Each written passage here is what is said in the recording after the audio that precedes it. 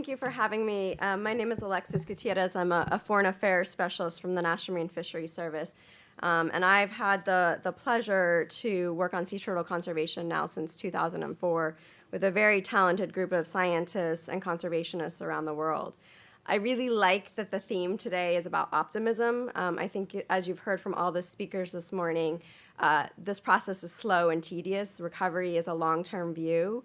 And when you're working with sea turtle species that are so late to mature and so long-lived, that's definitely true.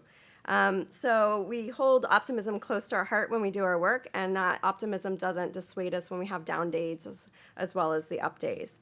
So I'm going to give you a brief background about sea turtles and how they're protected and their threats, and then I'm going to tell you a very specific conservation story. And what I'm really happy to hear, and as I know, but it's great to see it brought out in the talks, that people and integrating people into our conservation is really integral to what we do. So just to kind of get everybody on the same page, sea turtles are a long-lived species. They are wide-ranging. They will, in some cases, have migrations of 3,000 kilometers or more. And in the United States, we protect sea turtles under the Endangered Species Act. And so there's 6 of the 7 species in the world that we protect. Olive ridleys, Kemp's ridleys, greens, hawksbills, leatherbacks, and loggerheads. There's a 7th species in Australia called the flatback that is protected under Australian law. So because of these wide-ranging areas that they cover, they face threats both on land and in the water. So coastal development, illegal poaching, active commercial fisheries that still exist in some parts of the world, boat strike, ingestion of marine debris, and disease can impact many populations. We're very fortunate in the United States to have the tools that we have under the Endangered Species Act. They've really allowed us to have a framework to orient our conservation, and they've stopped harvest on our country. So there's no harvest anymore of turtles. And it also has made us evaluate a lot of our development projects so that we take into consideration these species' needs as we move forward. So to my specific conservation story this morning, I'm going to talk about North Pacific loggerheads. This is a distinct population segment that is listed as endangered on the Endangered Species Act. And these are very wide-ranging species. So they nest in Japan. They're then carried by currents into the central North Pacific or the Eastern Pacific. And then after maturing in these areas, they return back to Japan or the Western Pacific more generally around the age of 25. And that's when they first reproduce, is around age 25. This population was never extinct in the wild, which is a good thing. We did go to a very low level, though, and that was really because of some very substantial nesting beach harvests. So in some cases, almost all the eggs were removed from the nesting beaches. So if you have no eggs, you have no hatchlings, which means you have no population growth.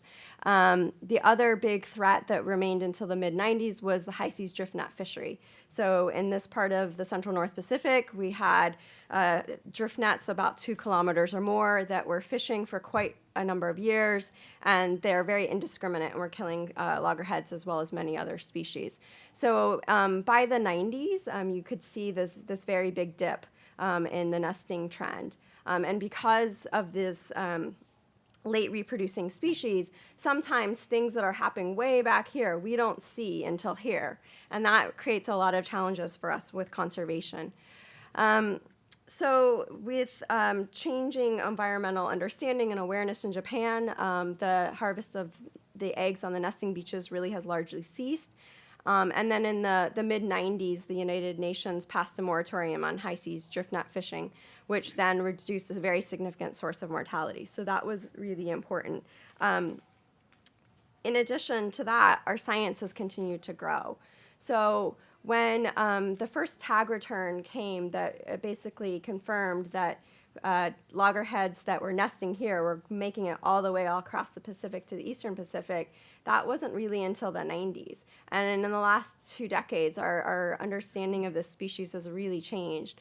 So we have always had a little uptick of North Pacific loggerheads in the Southern California Bight, but we always thought it was because those found off of Baja were coming up during El Nino years. But what we've learned more recently is that really there's multiple foraging strategies. So you have some juveniles that come off the nesting beaches, follow or are pushed by the currents, and they hang out in the central North Pacific for about 20 years, and then they go back. Then you have another group that comes into the central North Pacific, hangs out there for a while, but then gets pushed into the eastern Pacific. And then you have a third group that may hang out into the central North Pacific, but because now we think because of El Ninos and changes in the Pacific decadal oscillation, they get pushed into the eastern Pacific even earlier. So we're seeing two different age groups arriving. So we see one age group arriving about 7 and another age group arriving about 13. And Callie Tomasic-Turner did that research more recently, which has been really eye-opening for us.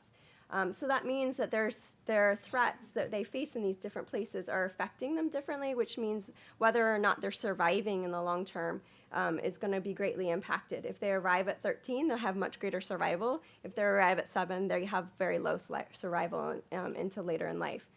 So in the United States, we've taken a lot of actions. The Hawaiian chain is right here. We have many active commercial fisheries.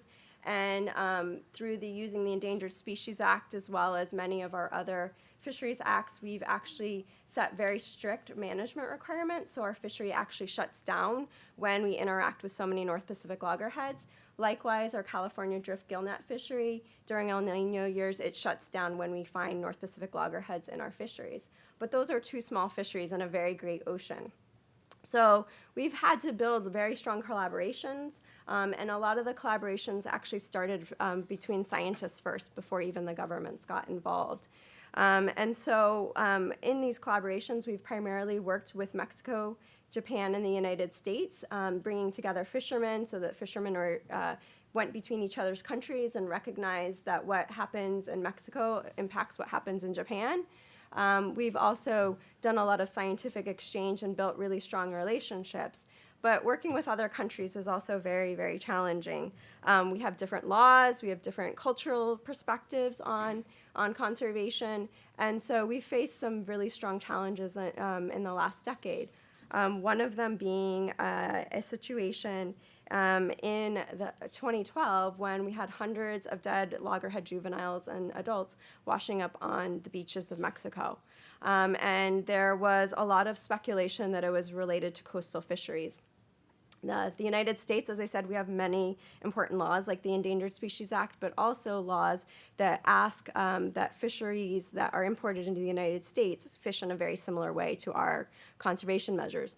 So through a multi-year process, we conducted diplomatic relations with Mexico, and we ultimately negatively certified them, which meant that their fisheries products were in jeopardy from entering the U.S. market. This was really controversial because what it did was it put a lot of pressure on the local coastal fishermen who didn't have alternative livelihoods. There were many fisheries closures down in this area. They had to change gears, and there was a lot of pressure on the Mexican government to do something because of the potential trade ramifications. So from that, we got a lot of good things for loggerheads. We have a fisheries reserve there. We have different gear. We have seasonal closures. There's onboard observer programs, and the government has a much better understanding of the number of fishermen operating in the area. But the downside was there was a lot of resentment from the communities. So we've been building to try to get back to having cooperation amongst the parties here, and one of the ways we've done that is we've just recently undertaken a tri-national recovery plan. So the governments of Japan, Mexico, and the United States have agreed that we will draft one recovery plan that will be our shared conservation strategy. This is a really important development because it means that the three key countries can start to come to a common understanding of the issues.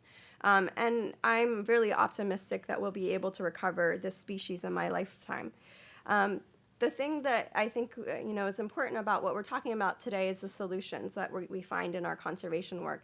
And what I do up here in terms of international agreements at the government level couldn't happen with all of this going on below me. If there weren't scientists and local conservationists on the ground doing the research, watching the beaches to see if there's strandings, if there wasn't support amongst someone in the fishing industry, and if there weren't strong NGOs at multiple levels, we wouldn't be able to get to the point that we can now, where we can sit down at the table and have some really hard conversations about what needs to happen to get this species to recovery. So I'm very optimistic that we have the ability and the tools to recover this species. And I think one of the things that's really critical, and you've heard from the other speakers, is maintaining an engaged public. These species, like I said, won't be mature or won't reproduce for the first time till they're 25. So that's, in some cases, almost half of somebody's career. So we need public engagement, we need public interest in having a long-term perspective for species conservation. And I think when we have all these levels working together over the long term, we will achieve recovery. Thank you very much.